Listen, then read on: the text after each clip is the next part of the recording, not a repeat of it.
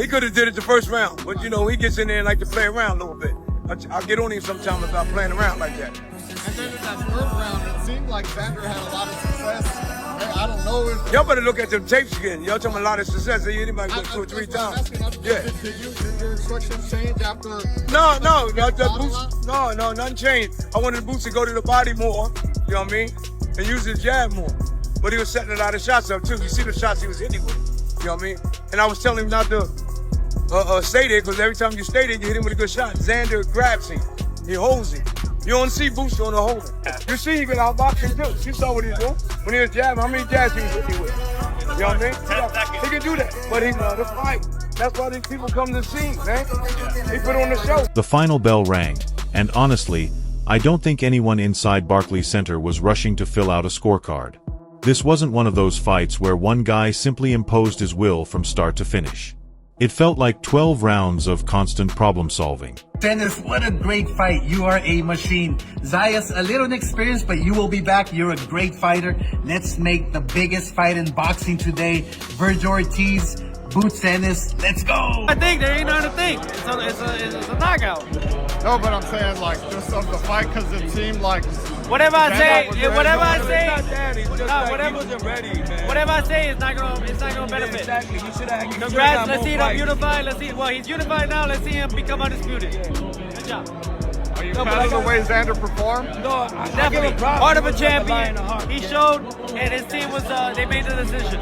That's it. What do you think about Boots' performance? I mean, he overcame some kind of hard spots there. Yeah, man. Absolutely. Kind of from the knockdowns, it seemed like he had Boots hurt like in the third, fourth there. I mean, did you think maybe... I was surprised that they let the fight go that long, you know, because I was really concerned about him getting hurt like that. But that's boxing, you know. The corner decided to let him out. Thank God, I hope he's okay. And you know, there was times there that he could have turned it around, but I mean, tonight it was Boots night, you know. Jaron Boots Ennis came out exactly the way people expected.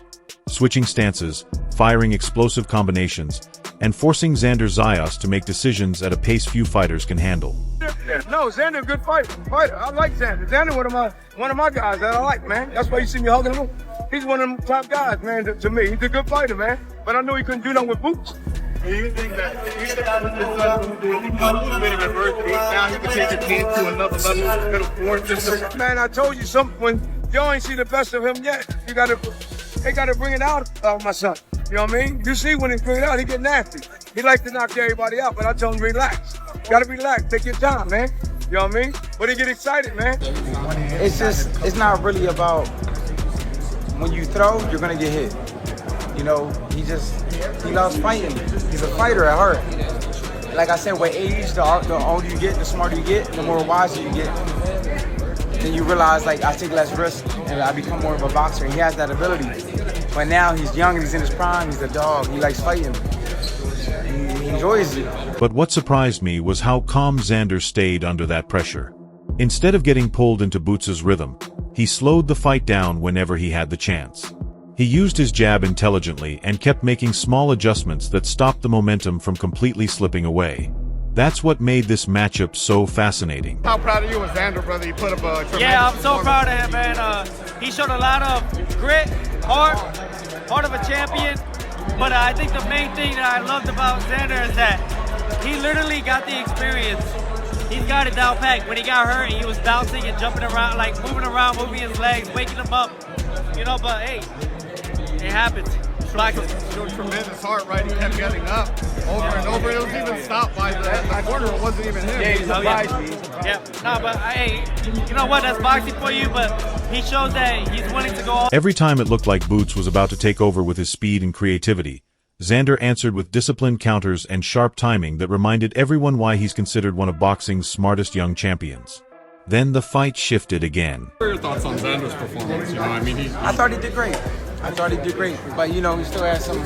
How you doing? Nice to see you, bro. Yes, sir. I thought he did great. He did good. But you know, when you got 2 belts and you're 23, you can't really take a step back. You know, that's what comes with it. There's no turning back. There's no turning back. You got 2 belts. Boots began targeting the body, throwing punches from angles that barely seemed possible, while Xander responded by holding his ground more often and making every exchange feel like a calculated gamble. I loved that neither man abandoned his identity. Boots stayed aggressive without becoming reckless, and Xander stayed composed without becoming overly cautious. You're a young champion, there's no turning back, so he did what he had to do. Talk about the heart of Xander. I mean, he kept getting up. Even the fight was stopped by his corner. It wasn't even like he, stayed down. He just kind of nodded, seeing his corner finish it. Look, when you're a young fighter, you're gonna go out and use shield. That's why people want to see young fighters fight, because that's the type of fight you're gonna get. They don't want to see older fighters who just have some money. They want to see that. They want to see somebody get hurt. That's a tough balance to maintain when the pressure keeps building. By the championship rounds, the atmosphere was electric. Every clean shot had the crowd roaring because both fighters were producing moments that could have stolen any round. It stopped feeling like a contest between different styles and started feeling like a battle of adjustments. And that's the highest compliment I can give both men, regardless of which hand was raised at the end. This fight answered questions that weeks of debate never could. One fighter proved his explosiveness belongs on the biggest stage. The other proved his composure holds up when everything around him turns chaotic. Sometimes boxing doesn't need a knockout to create a classic. Sometimes two elite fighters simply push each other to reveal another level. And that's exactly what this fight felt like. Oh no, I don't know. I mean, he's supposed to bring out the best. You know what I mean? You know. But Pandora, I like Pandora. What other name? Pandora? I like to fight him. I think Ortiz. That'll be a good fight, Ortiz. Terrence Crawford, he was tweeting something after the fight, being coy, like not commenting on it, but seeming to throw his version of some shade. I mean, what's your thoughts on? I don't care what nobody say, man. I don't care. That don't bother me. Just like when y'all talk, I don't care what y'all say. Not even me? I don't care what none of y'all say, because I speak the truth. You know what I mean? You know, you don't see us cussing and calling people out. Some of them don't know this, don't know that. We don't do that. You know what I mean? We just come to fight. Buzzy stood beside the ring with the same calm expression he carried all through fight week. But once it was over, you could tell he had just watched exactly the kind of battle he expected. He gave Xander Zayas full credit, calling him a real champion who came to fight and never looked overwhelmed by the moment. Buzzy said this wasn't about hype or social media talk anymore. It was two young undefeated fighters testing themselves at the highest level. He pointed out that Xander's discipline, footwork, and willingness to adjust forced both corners to think every round, which is exactly what championship boxing is supposed to look like. At the same time, Buzzy smiled when people asked if they had finally seen the best version of Boots. "I told y'all before the fight there were still levels," he said. "Now you understand what I meant." According to Buzzy, the biggest difference wasn't one flashy exchange or one dramatic moment. I thought Rashidi was beaten. Right? Well, Boots didn't know Rashidi, like I told him. I knew Boots was going to stop him. He could have stopped him earlier, too. He could have stopped him early, but he ended up having fun again, you know what I mean? Oh, that's not, we don't do that all the time. You know what I mean? It to be so one-sided, though, man? Okay. Yeah. No, I did. The reason why I'm saying that because he's coming at us. He's one of them guys that he got to be set to throw punches. All you got to do is give him a little move. It was the ability to stay composed when everything inside the ring kept shifting. He praised both fighters for refusing to panic, saying that's what separates contenders from champions. Buzzy also laughed at everyone who thought size alone would decide the fight, reminding reporters that boxing is about timing, adjustments, and making the right calls under pressure. He admitted there were moments where every fan in the arena probably changed their mind 3 different times about what they were watching, and that's why he called it a fight worthy of the division. Looking ahead, Buzzy wasn't interested in naming the next opponent or calling anyone out. Instead, he simply said, "Nights like this are why fighters train year-round. You don't become great by talking about greatness. You become great by stepping into fights like this." He thanked the fans for witnessing a memorable night of boxing and reminded everyone that the journey was far from over. Power didn't change. That was still strong. I thought we was going to, you know what I mean? His power was still there. Hey, what did you think of his heart? He definitely has some energy. Man, he's one of the best. Like one of the best that Boots is for, to me. Okay. Even though he couldn't hardly do too much with Boots, but he was there. And he was putting that pressure on him. And he was trying to fight. He wasn't like the one before last time that ran. Okay, yeah, you see what I'm saying? If you don't run, what's going to happen? And that's where Eddie Hearn's reaction takes the conversation from the corner of the ring to the future of the entire division. Because while Buzzy was talking about preparation, adjustments, and earning greatness through hard fights, Eddie couldn't stop talking about what the rest of the boxing world had just witnessed. He said this was exactly why the sport has to keep making the best fight the best, because when two undefeated champions finally stop protecting records and start chasing greatness, everybody wins. What stood out to me was that Eddie wasn't interested in tearing down either fighter after the final bell.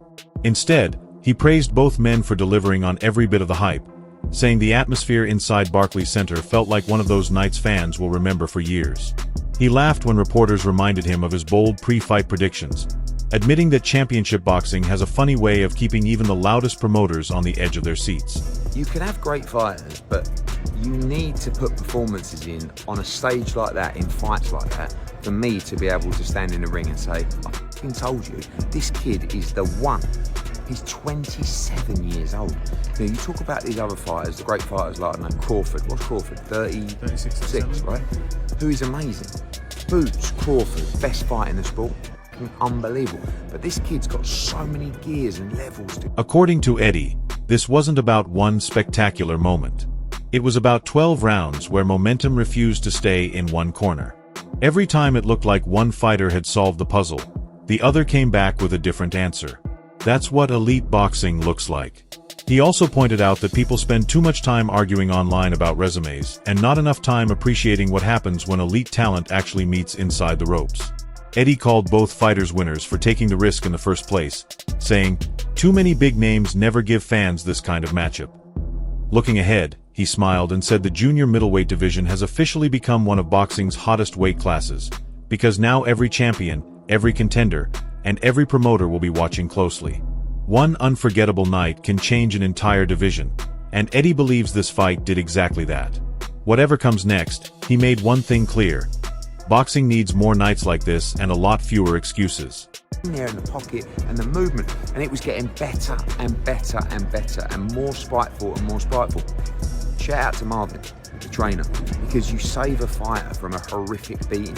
And he was taking a beating anyway, but like, what's the point? His nose is busted, he's about to get knocked spark out, and it's like, the fight's over. And it's like, it's such a disheartening beating. You know what I mean? Because it's like, you can't have any joy. You land one and you think, and then all of a sudden you got hit by about 8 and he's over there. You know, he's such a brilliant... But while Eddie Hearn watched the fight through a promoter's lens, Shakur Stevenson saw something entirely different. He wasn't focused on ticket sales, division rankings, or what the fight meant for boxing. He was studying the small details, the things most fans overlook while reacting to every big exchange.